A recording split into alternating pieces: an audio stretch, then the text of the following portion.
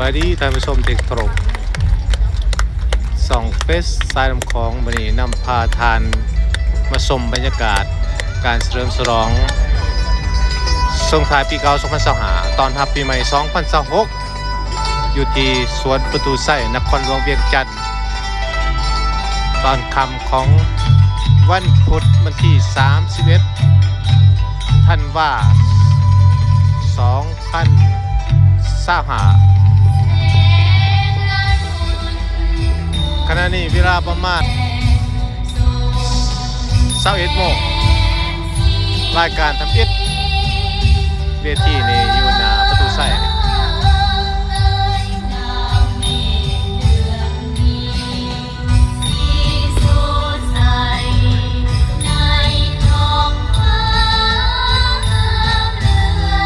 ชมการแสดงศิลปวัฒนธรรม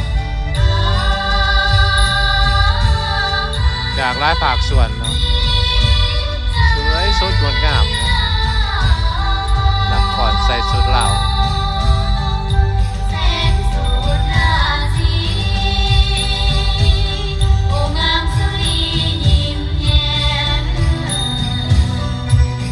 เวทีพอดีอยู่หน้าประตูใส่แต่ไปถ่ายให้มันซื้อบ่ได้เพราะว่าคนแย่กันถ่ายหลายถ่ายบ่ซื้อประตูใส่ปานใดอยู่ประตูใส่ก็มีแสงไฟไปติดตั้งที่เทิงผ่านเทิงผ่านลมก็ติดตั้งไฟเล่าแสงเนาะสาดส่องงามเนาะรับอยู่เวทีมาตอนนี้ก็มีหน่วยงานควบคุมเสียงควบคุมแสงของแสงสำหรับดีเยื่องเขาไปใส่ประตูใส่นะให้เป็นหูดอกจำปาเป็นหูลวดลายต่างๆเป็นหูถาดล้วงบอหูบัดเชียงทองลูกพระบางหรือว่าลวดลายต่างๆเนาะมันเดินมีตัวหนังสือเขียนไว้อยู่ในเล่าแสงล่ะมันเป็นซ้ายไปใส่ประตูใส่เขียนว่าภูมิใจในความเป็นลาวเนาะ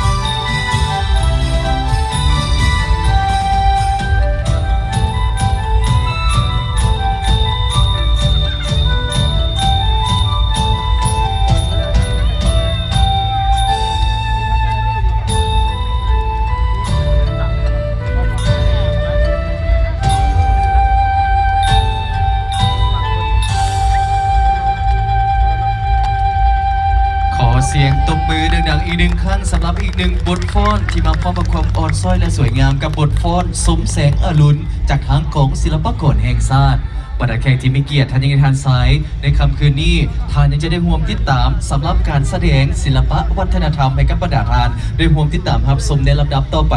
ถ้าพร้อม